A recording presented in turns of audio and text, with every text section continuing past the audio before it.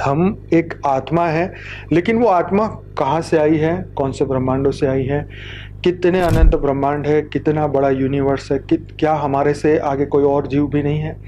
मतलब ये अध्यात्म का मतलब ये पूरा होता है कि आत्मा से रिलेटेड पूरा ज्ञान आपको होना। जिन जिन धर्मों में संस्थाओं में या जितने भी आप कह लो पंथों में ये नहीं माना जाता कि हमारा पुनर्जन्म नहीं होता। उन लोगों की आप मानसिक स्थिति को देखिए, उनकी गति को देखिए, उनके बिहेवियर को देखिए, है ना। तो वो टेम्पररी सुख के पीछे पागल हो जाते हैं क्योंकि उनको लगता है यही सच है।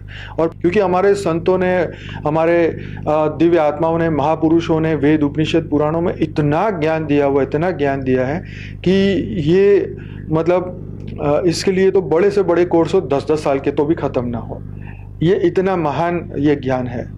परंतु जैसे जैसे समय गया, हमने क्रिएशन किया, हमने सर्जन किया और उसके कारण हमारी आत्मा के अंदर जो पावर थी वो कम होती गई। हमारे कर्म का बोझ बढ़ता गया, हमारा मन आउट ऑफ कंट्रोल होता गया, इच्छाएं, कामनाएं, वासना इतनी बढ़ती गई कि हमारा सूक्ष्म शरीर, कारण शरीर जो है वो भरा पड़ा है इन बीजों से। तो हमारा जो आत्मा का जो वो पावर था ना, वो पावर धीरे धीरे धीरे दब गया। आत्मा की शक्ति असीम है डेफिनेटली, और हमारा मन, हमारी बुद्धि, हमारी कल्पना, हमारे विचार, हमारे संस्कार उसे सीमित बना दे। ये मृत्यु लोक है।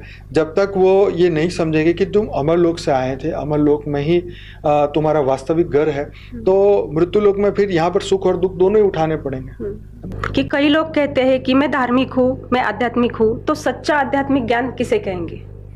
देखो, अध्यात्म जो शब्द ही जो आता है ना कि भाई स्व का अध्ययन, हाँ तो स्वाध्याय हो गया वैसे तो, परंतु आध्यात्मिकता में सबसे पहले अपना अध्ययन, अब हम कौन हैं, कहाँ से आए हैं, क्यों आए हैं, क्यों हमारा जन्म हुआ, ये धरती लोक क्या है, क्या हमारे वेद शास्त्रों में इसके बारे में बात बताई है कि हम कौन है, कहाँ से आए हैं, क्यों पुनर्जन्म होता है, थियरी ऑफ कर्म क्या है। ये सभी चीज़ को जानना, अपने अस्तित्व को समझना कि रियल में मैं कौन हूँ। एज अ ह्यूमन बॉडी हम कहेंगे हम मनुष्य है, परंतु नहीं, हम एक आत्मा है, लेकिन वो आत्मा कहाँ से आई है, कौन से ब्रह्मांडों से आई है, कितने अनंत ब्रह्मांड है, कितना बड़ा यूनिवर्स है, क्या हमारे से आगे कोई और जीव भी नहीं है।